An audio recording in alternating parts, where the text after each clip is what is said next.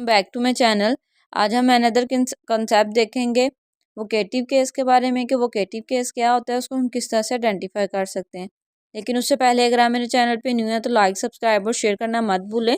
Start करते हैं definition से। It denotes the person addressed is in vocative case.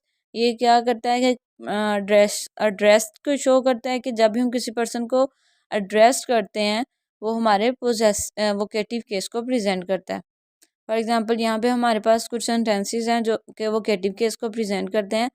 Come here आमीन। तो ये अब हमने क्या किया है, पहले एड्रेस किया है किसी पर्सन को। तो जो हमारे पास ये एड्रेस करने के लिए जो हमने अपने वर्ड्स यूज़ किए हैं, वर्ब को यूज़ किया है, या टाइम के लिए जो here and there word use करते हैं, एडवर्बियल जो वर्ड यूज़ किए हैं उनको हमने एज अ वोकेटिव यूज़ किया है। कम हेयर आमीन। And the second one is come on boys. तो पहले हमने एड्रेस किया कम ऑन, फिर हमने क्या किया बॉयज़।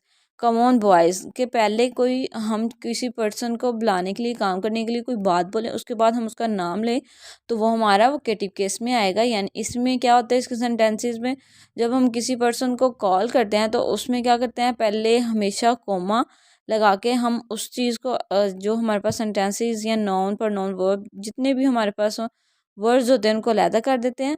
और जो हमारे पास नॉन मेन वर्ब मेन काम जो हमारे पास जो नाउन है जो कि सब्जेक्ट भी यूज़ करते हैं उसको हम अलहदा लिखते हैं।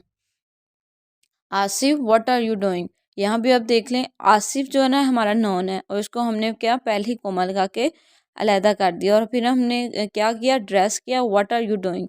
तो ये हमारा पास व्हाट आर यू डूइंग है, ये हमारा वोकेटिव के केस को प्रेजेंट करता है।